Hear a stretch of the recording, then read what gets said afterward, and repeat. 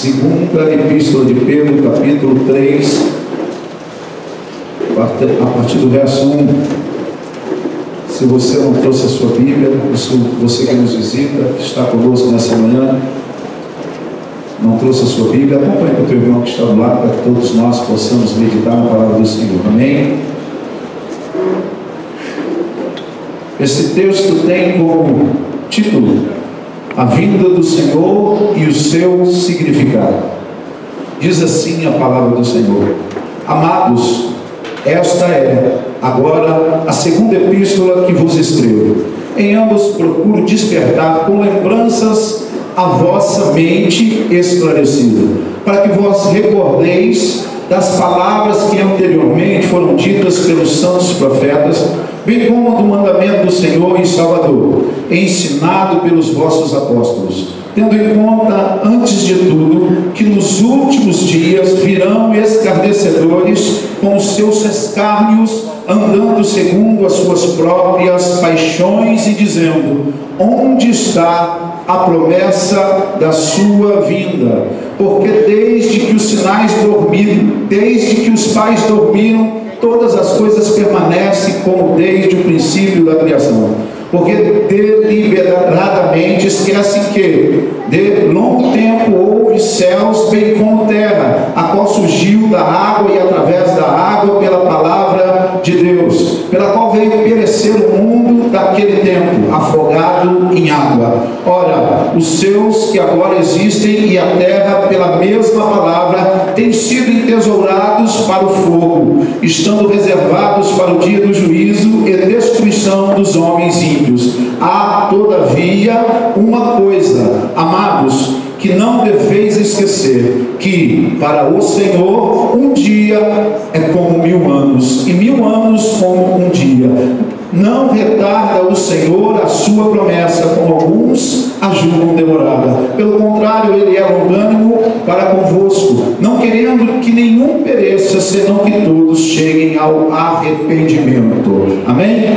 Vamos orar. Senhor nosso Deus, nosso Pai, eis aí a Tua palavra. Agora te pedimos, Senhor, que o Teu Espírito Santo, Pai, que habita em nós, possa nos trazer, Senhor, direcionamento e esclarecimento, para que nós possamos aplicar e viver segundo esta palavra, Senhor, como cristãos, em nome de Jesus. Poder assentar, querido? Glória a Deus.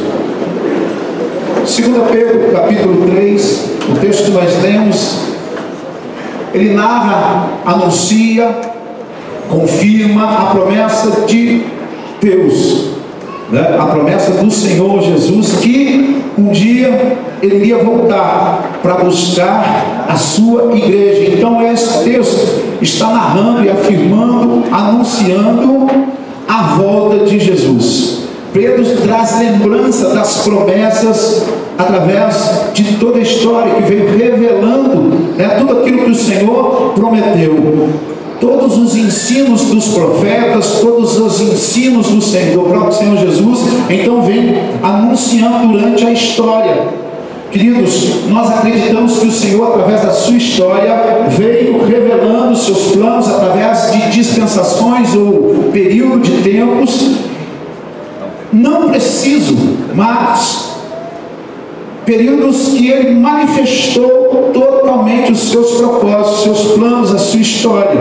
Conhecemos a primeira dispensação da inocência que se deu no Éden, a consciência após a saída do Éden até o dilúvio. Conhecemos a dispensação do governo humano após o dilúvio até Babel. Conhecemos a dispensação patriarcal, desde Abraão até o Egito. Conhecemos a dispensação da lei, né, do Egito a Cristo. Conhecemos a dispensação da graça que vivemos hoje, Cristo até o arrebatamento da igreja, né? E também virá uma sétima dispensação conhecida como milênio, que será o governo visível de Cristo juntamente com a sua igreja até o juízo final. Através de cada dispensação, Deus revelou seu propósito para o homem. Ele deu um dever, né, para o homem. Ele deu um sinal de que cumpriria, que estava trabalhando a fim de que as suas promessas acontecessem, né? Ele fez as suas promessas, e como o homem obedecer ou desobedecer. Caso obedecesse, seria salvo, né? Nós temos uma das dispensações, o sinal foi o arrebatamento de Enoque, né? Antes do do juízo, né, do dilúvio. Então,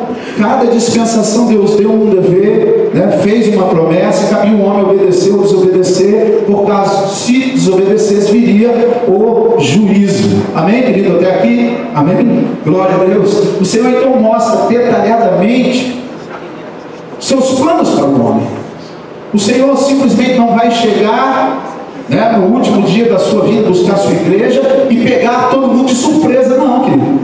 O Senhor vem trabalhando, vem revelando todas as coisas desde o princípio, né? Que assim como houve um começo, assim também terá um fim, né? Assim como houve um dever lá no início, quando o homem ainda estava no paraíso, né, de não comer, de obedecer a Deus, assim como todas as dispensações existiu, todos os períodos existiu também assim um juízo, assim também será nos últimos dias.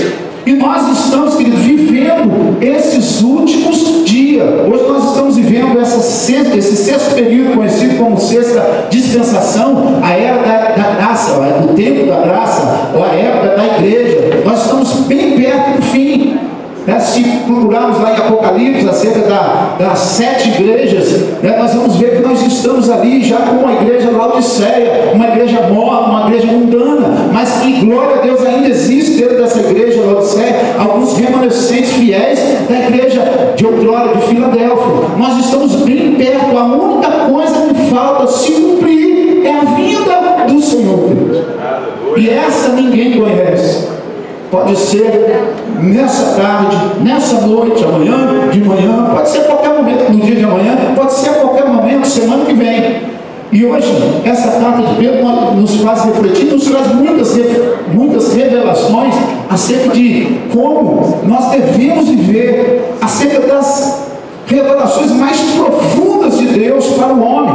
E nós vamos entender através dos textos bíblicos, querido. Nós lemos que toda a história, todo o plano de Deus aponta, nós estudamos, olhamos para a palavra e toda a história aponta para a vinda de Jesus desde o início. Todas as coisas, desde Gênesis capítulo 3, verso 15, o Senhor enviaria alguém, o descendente da mulher, que esmagaria a cabeça da serpente. Vimos isso cumprir na encarnação do Verbo, em João capítulo 1, e aí Jesus vai, né, morre em nosso favor para nos libertar do pecado, para nos salvar, ressuscita ao terceiro dia, é assunto aos céus, envia o seu Espírito Santo. Tudo isso se cumpriu. A única coisa que falta se cumprir é a vinda de Jesus. Todas essas coisas lá no início eram futuro, mas hoje nós entendemos que todas essas coisas já são passadas. Tudo se cumpriu, irmão. Quanto mais você estuda a palavra, mais você vê detalhes, mais você vê sinais de que todas as coisas se cumpriram. E nesse texto, para nossa revelação através de alguns outros textos, nesse texto que nós lemos, a palavra do Senhor diz que o tempo de Deus é diferente do tempo do homem. Para Deus um dia é como 1000 anos, e 1000 anos é como um dia. Lá estará também em Salmos 90, verso 4. Então vamos entender, preste atenção em algumas revelações do Senhor. O Senhor construiu em 6 dias todas as coisas, amém? No 6º dia ele criou o homem, e no 7º dia descansou. Mas esse descanso não quer dizer que o Senhor estava cansado.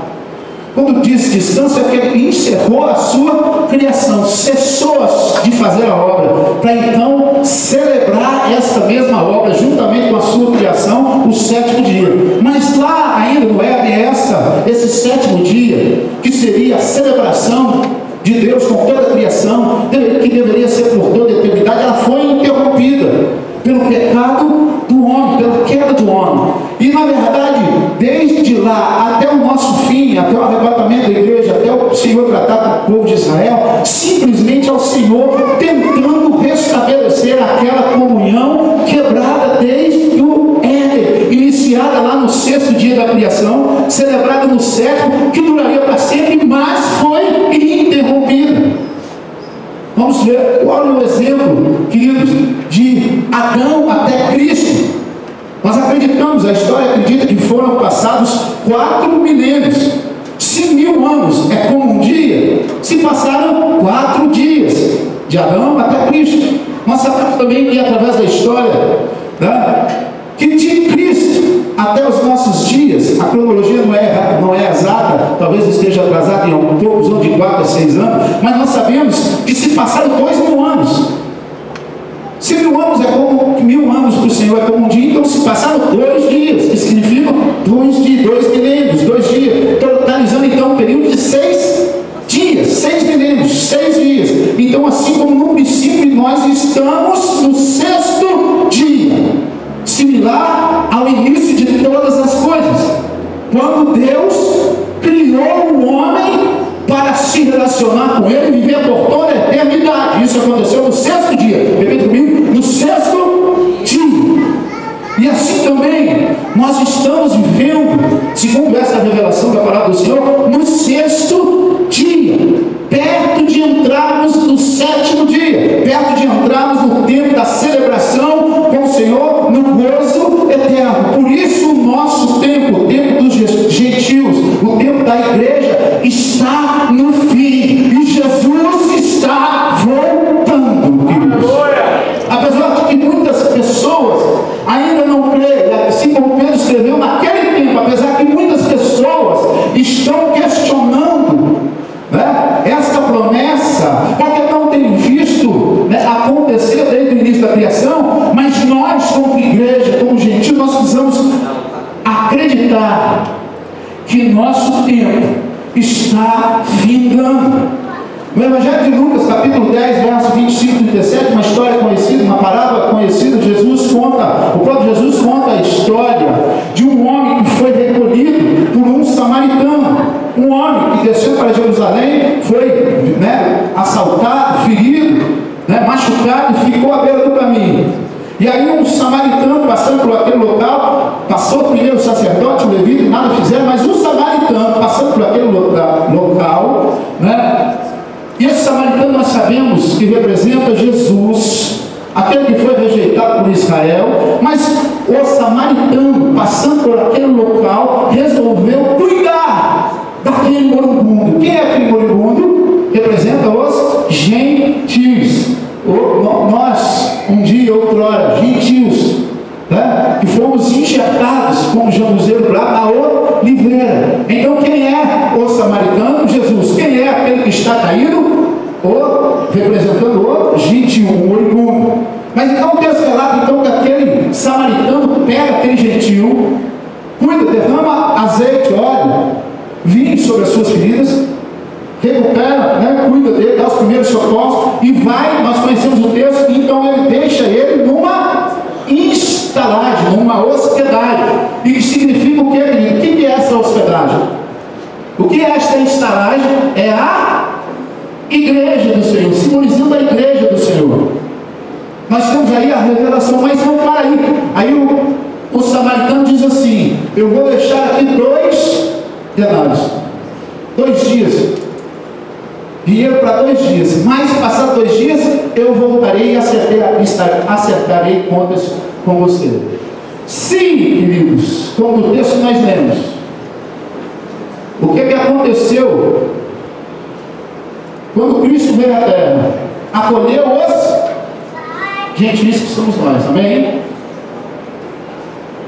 E após 2 dias ele voltaria para cuidar daquele moribundo.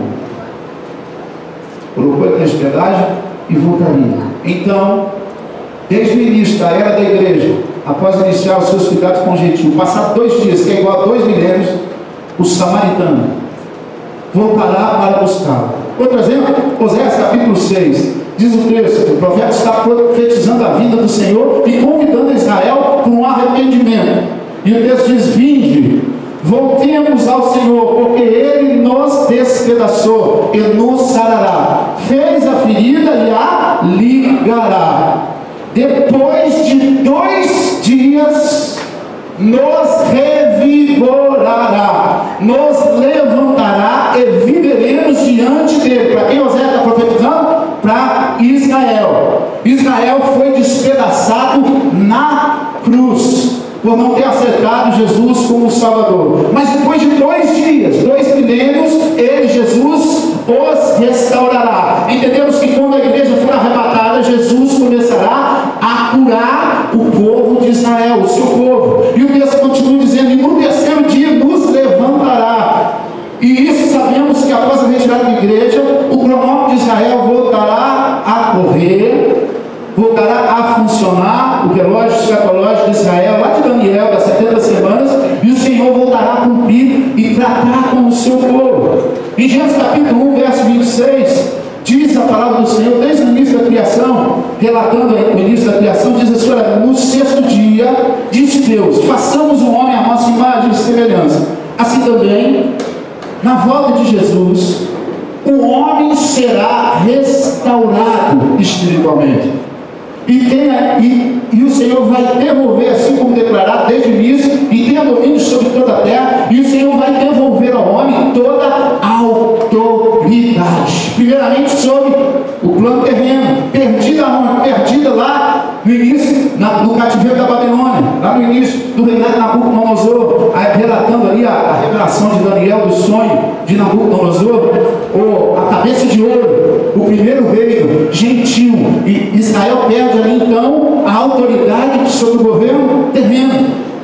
E por todos os relatos, toda a história, toda a Bíblia, nós vemos se cumprir passo a passo daquela revelação. Cabeça de ouro, Nabucodonosor, rei babilônico.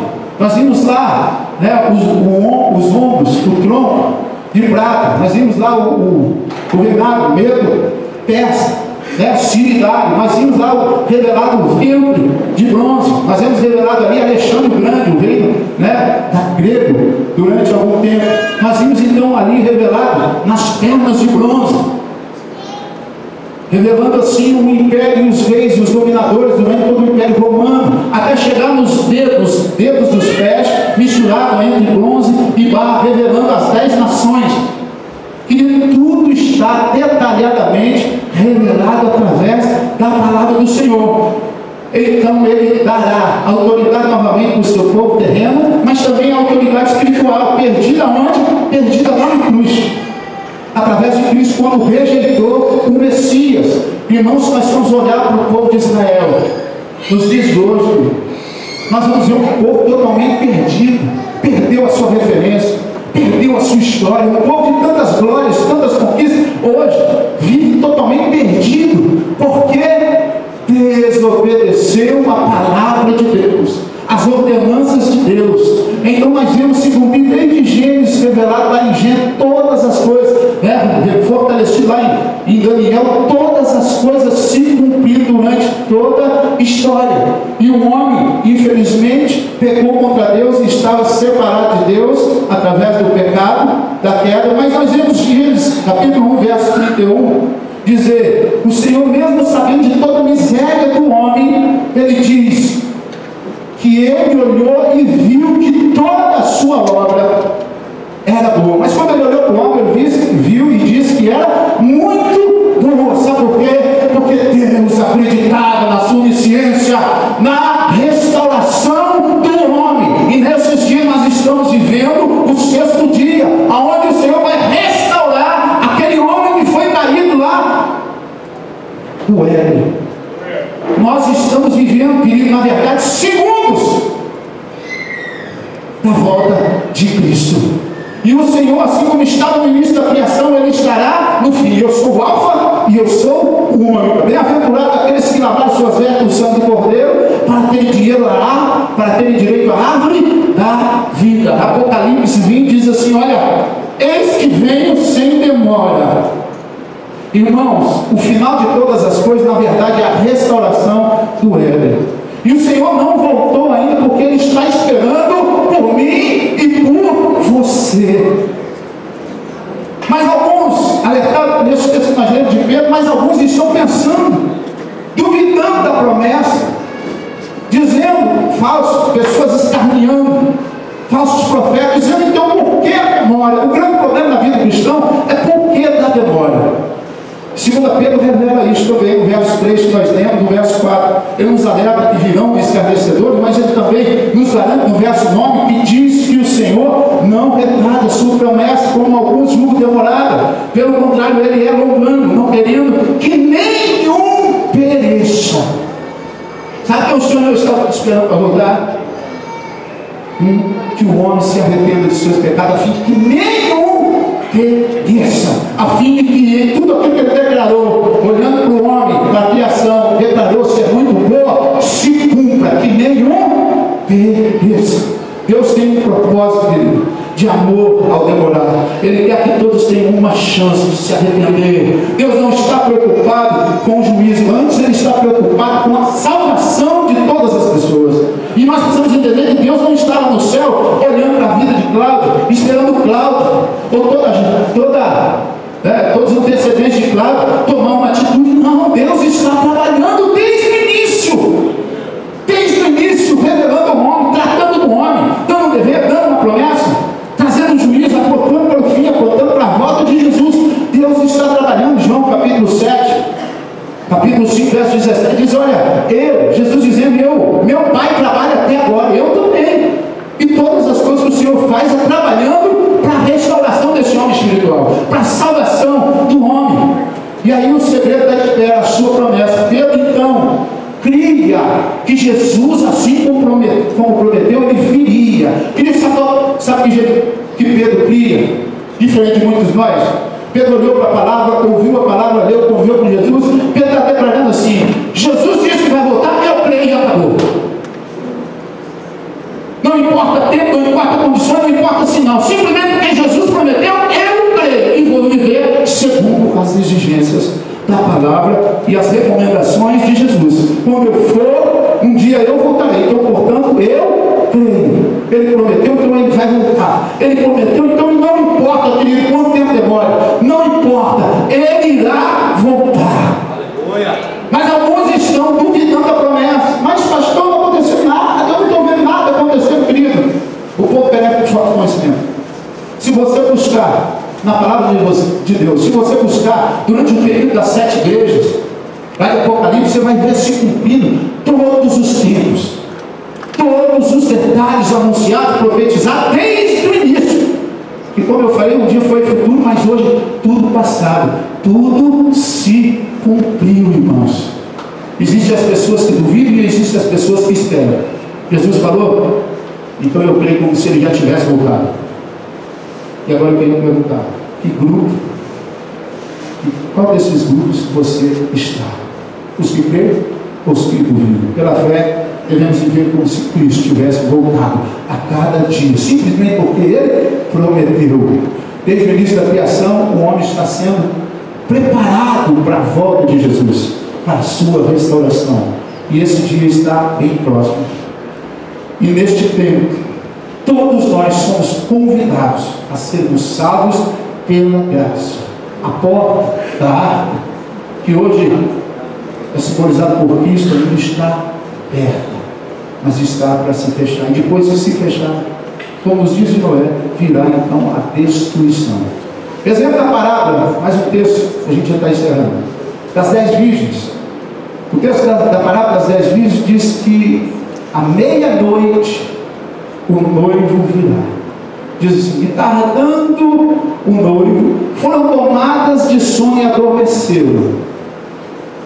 Quer dizer, a igreja, ou as pessoas começaram a viver um declínio espiritual, um sono espiritual. Mas a palavra garante, diz: olha, mas à meia-noite ouviu-se um clamor, aí vem o esposo, sair-lhe ao encontro. Então todas aquelas virgens se levantaram, mas nem todas estavam preparadas. E nós precisamos estar preparados. Outro detalhe, querido: alguns dizem que esse texto diz menção somente ao povo de Israel.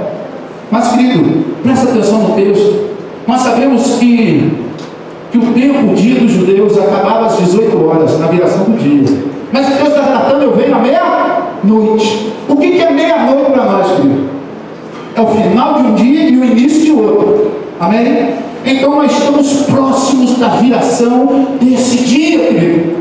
E um novo dia vai se iniciar nas nossas vidas. Estamos próximos de terminar esse dia da graça, esse período da graça, e vivemos um novo tempo na presença do Senhor. Vivemos o arrebatamento da igreja. Queridos, à meia-noite ouvirá um clamor, fim de um dia, fim de uma era. E ninguém sabe que dia é esse. No mesmo texto que nós lemos, diz que o ladrão virá no dia do Senhor. Devemos então esperar em santo procedimento e piedade, apressando a vinda do Senhor. Como podemos apressar a vinda do Senhor? Contribuindo como igreja do Senhor para que todos cheguem ao arrependimento. Meu papel na terra é levar, ajudar neste propósito ir a que todos cheguem ao arrependimento.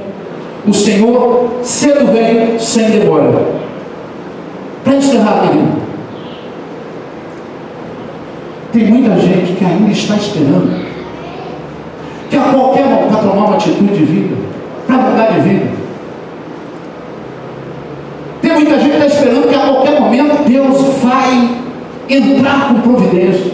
Deus vai revelar algo novo, uma promessa nova, quem sabe, uma estratégia nova para salvar o homem. Querido, Deus deu de tudo aquilo que Ele tinha de melhor. Investiu todas as suas fichas, todo o seu poder, todo o seu amor, para que o homem não pereça. Que investimento é esse, pastor? Conhecido por graça. Sabe o que quer dizer graça, querido? Significa a morte do Filho, Deus Filho, na cruz para nos remir do pecado. Significa o envio do Espírito Santo para mim convencer desse pecado e aceitar Jesus. E o amor de Deus Pai para perdoar-nos. Então, querido, se alguém está esperando algo mais do que a graça, querido, para mudar, para a humanidade ser restaurada, então já não há mais esperança. Porque Deus fez e entregou, realizou tudo que Ele prometeu. Entregou o melhor, graça, favor merecido. É o máximo, é o auge, é o clímax do projeto de Deus, do propósito de Deus para o homem. É a restauração dos seus planos, um dia interrompidos lá no Éden. Nós estamos vivendo segundos da volta de Jesus. E essa pergunta nunca vai cair de moda. Nós estamos preparados? Nós temos certeza, convicção de que realmente nós estamos preparados? Apesar de nós não merecermos, o Senhor entregou-se por completo neste projeto. E acredito que Cláudio, que todos nós vamos atender, entender, aceitar, nos arrepender, para que um dia nós possamos viver, dar continuidade a esse sétimo dia da celebração, que vai ser na glória do Senhor. Após acabado esse sexto período, o período da graça, Deus termina o seu tratamento com os gentios, e aí começa o seu tratamento com Israel. A não ser que haja algum judeu aqui, irmãos. Todos nós somos gentios, acolhidos pelo samaritano, tratados, restaurados, para que um dia vivamos essa promessa. E Jesus está voltando. Eis que o cedo veio sem demora. Será que estamos preparados? Igreja do Senhor, palavra eclesia, chamados para fora, assim como Abraão foi chamado para fora de toda idolatria, dos seus costumes, da sua parentela, para viver a promessa. A igreja também foi chamada para fora desse sistema corrupto, desse mundo, da prática dos pecados. Foi chamada para o arrependimento, a confissão do pecado, a transformação, restauração. Isso significa sermos igreja do Senhor. O Senhor, neste tempo, nos deu um dever, tanto para o gentio como os judeus: se arrepender e confessar Jesus como Senhor, reconhecendo que Ele morreu na cruz para nos salvar, portanto é o nosso Salvador.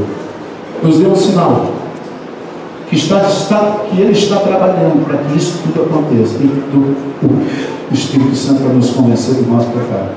Fez a promessa, foi e voltará para nos buscar. E a única coisa que falta se cumprir: Jesus voltar e o juízo chegar para a vida daqueles que, todos aqueles que não acreditaram. O batismo a vida de um cristão significa a ordenança que ele um dia iniciou uma nova caminhada, uma nova vida em Cristo. E a ceia significa que nós permanecemos nessa caminhada. Contanto que nós examinamos o nosso coração, a nossa vida. Examine-se o homem a si mesmo. Para que nós possamos nos arrepender. Para que nós possamos pedir perdão ao Senhor. E assim possamos ceiar, anunciando a sua morte, ressurreição e principalmente a sua vida. Jesus está fora. Fique de pé comigo no ministério de hoje. Quero convidar os pastores, os diáconos, nós vamos estar participando da ceia do Senhor. Todos aqueles batizados que estão em paz com Cristo, que estão em paz com a igreja, podem participar. Nós citamos esse verso 28, queria chamar aqui o pastor Lênin, o Anselmo, o pastor Selma, Jadson, Márcia, irmã Ione, Kátia, para estarmos servindo a ceia do Senhor. Irmãos, como nós lemos no verso 28, do 1 Coríntios, capítulo 11, examine-se o homem a si mesmo, examine-se você a si mesmo. Talvez essa palavra seja uma palavra dessa manhã dura, mas ao mesmo tempo é uma palavra de encorajamento. Quantas pessoas que estiveram um dia aqui conosco e já não estão mais? Sabe por quê? E de alguma maneira deixar de acreditar na promessa do Senhor. Porque todo aquele que tem fé e acredita nessas promessas, que Jesus foi preparar o lugar, um dia voltará para nos buscar para vivermos com Ele eternamente. Queridos, todos esses põem uma mão na água, não olhem para Deus. Passam por cima de qualquer impedimento. E eu sinto que nos últimos dias o diabo está se levantando para tentar impedir a minha, a sua salvação. A salvação dos nós. Porque ele sabe que os dias estão contados. Ele é diferente de muitos que se dizem cristãos. O diabo crê na promessa de Jesus. Ele sabe que o tempo dele está esgotado. E ele tem que trabalhar pesado, irmãos. Tem vestido pesado. Para fazer você parar. Para você olhar para o seu irmão. Para você olhar para a limitação da igreja, da liderança. Nunca o diabo trabalhou tanto como tem trabalhado nos últimos dias. Para que você pense como alguns. E pela demora da promessa, ela não se cumpriu. Mas nós vimos hoje, e essa demora. O Senhor nunca traz os seus planos, as suas promessas. Mas esse tempo que nós entendemos como demora. É porque Deus está trabalhando nos nossos corações. Talvez existam pessoas aqui nessa manhã que o diabo tem pegado pesado. Tem tentado minar sua fé. Tem tentado agir, fazer com que você haja contrário àquilo que você acredita. Por quê? Para que você fique pelo meio do caminho. Eu não falo como pastor nessa manhã. Eu falo como parte da mesma família. Família é da sua família. Em Cristo. O tempo está chegando. O novo céu e o novo terra está às portas. Jesus está voltando para abraçar, para acolher a sua noiva e a sua igreja. E o que eu preciso fazer? Deus preparou todas as coisas. Não exigiu nada além das nossas forças. Ele simplesmente exigiu do homem que o homem acreditasse. A fé. Você crê nessa promessa? Que Jesus está voltando? Vamos adorar a Deus. Aleluia. Em nome de Jesus. Você tem alguns segundos de examinar a sua vida. E se porventura o Espírito Santo que habita em você trouxer a sua mente, o seu coração, algo de que você precisa se arrepender, ou alguma atitude que você precisa mudar na sua vida, ou algum conserto que você precisa fazer com Deus, com o seu irmão, você tem alguns segundos. Se você sentir essa direção, vai sair do seu lugar, dê um abraço, e dá um abraço bem apertado no seu irmão, dizer para ele: eu faço parte da mesma família, eu faço parte da mesma família que quer morar no céu, eu faço parte da mesma família que o Senhor quer morar no céu. Se você sentir o coração, por alguns segundos, sai do seu lugar. Aproveita a oportunidade, talvez seja a nossa última, talvez seja a nossa última ceia memorial na rota do Senhor, último momento que nós vamos estar anunciando que Jesus está voltando. Talvez na próxima ceia que nós participamos, nós participaremos na glória com Ele, na presença dele.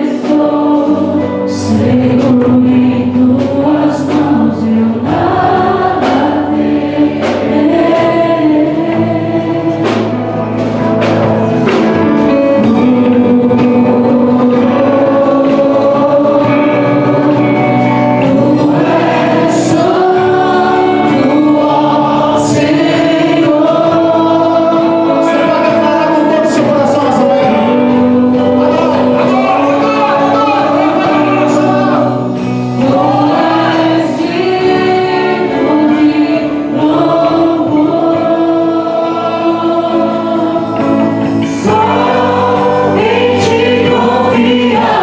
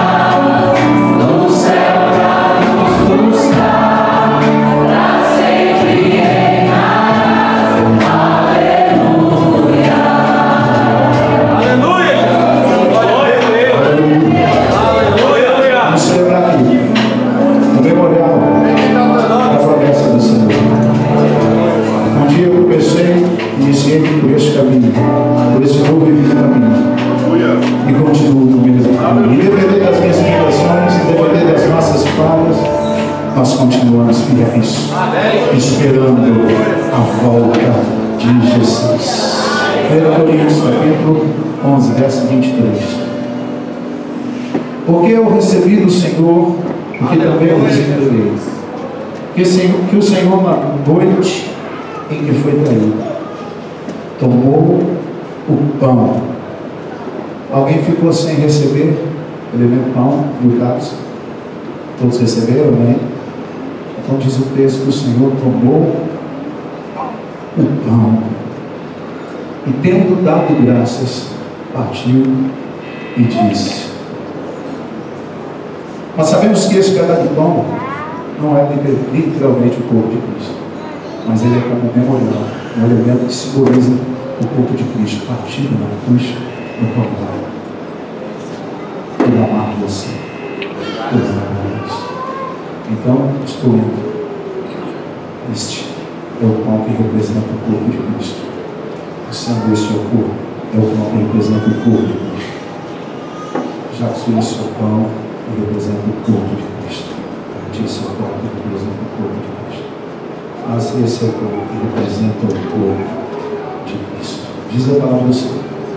Semelhantemente, no mesmo modo, depois de haver ceado, tomou também o cálice, dizendo: esse é o cálice da nova aliança. Esse cálice é apenas um suco de uva, mas ele representa algo importante para as nossas vidas: o sangue da nova aliança. Pastor, lendo este é o cálice que simboliza a nova aliança. O céu já se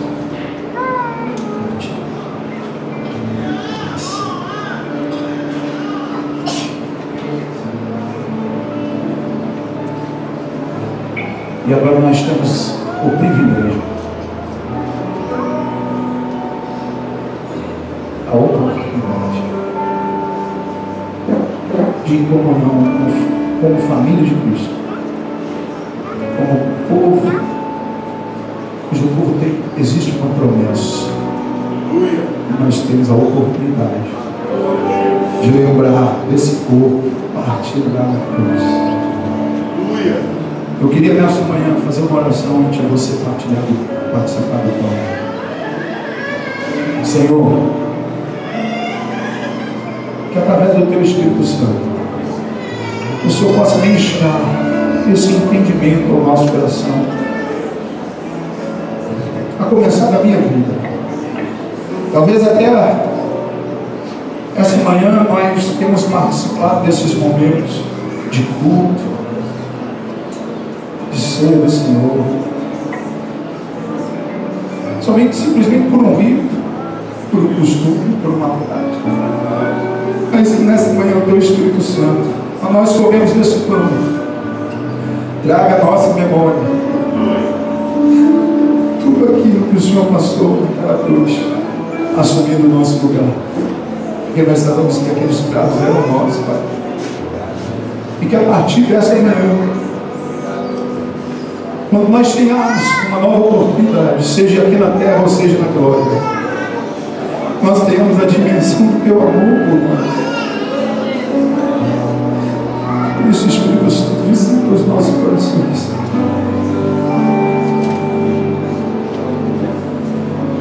E assim como Jesus e seus discípulos naquela oportunidade de cear, comer do pão. Comei do pão.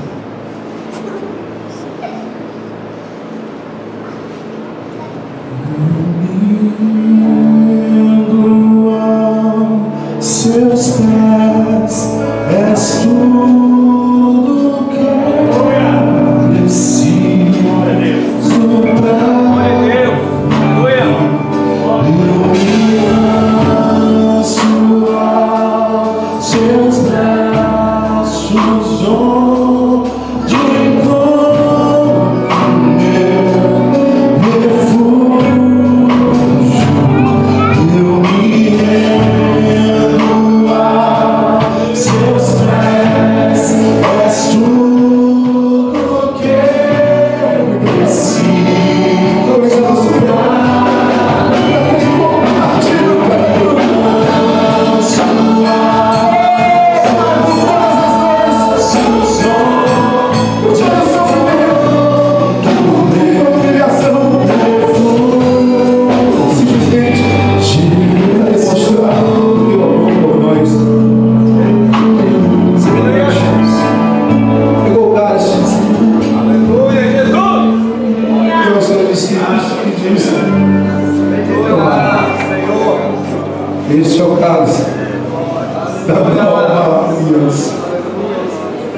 Espírito Santo, quando nós participamos desse cálice, desse suco de uva, o teu Espírito Santo possa trazer a nossa memória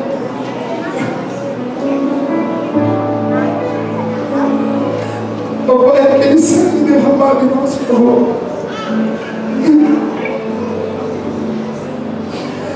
Pai, trazer nosso entendimento que esse sangue nos une, nos liga, que esse sangue nos restaura, que esse sangue nos liberta, que esse sangue nos redime, que esse sangue nos salva. E nós, quando tomarmos desse cálice, iremos estar profetizando que o Senhor está voltando. E que o teu Espírito Santo nos ajude a estarmos cada dia mais preparados para aquele dia que só o Senhor conhece. Queremos agradecer por este sangue vertido na cruz, por amor, Senhor, de nós. Sem nos esquecer de Isaías, que garante que o Senhor levou sobre si todas as nossas iniquidades, todas as nossas transgressões, que o Senhor foi moído, que o Senhor foi batido, que o Senhor foi condenado para que eu e você não fôssemos, e assim fôssemos salvos. E ainda existe mais promessa. Eu tenho presenciado milagres de cura, de libertação, de salvação, de pessoas que pela fé, ao participar do cálice da nova aliança, têm recebido a sua cura física, a sua cura emocional, a sua cura psicológica, mais que isso, a sua cura espiritual. Só depende de você, da sua fé. Como você, com esta fé, esse sangue nos libertou, nos salvou. E Jesus agora está voltando para nos levar, para viver com Ele por toda a eternidade. Tomai por nós.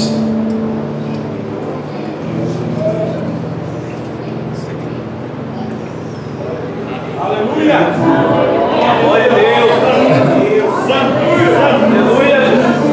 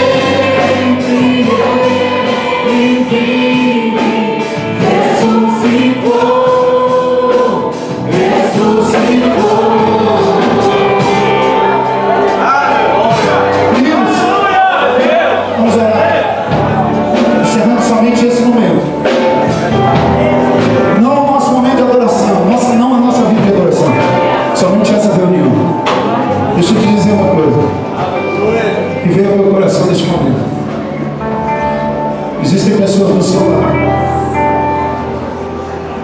Nós estamos com o inimigo está vestido casado.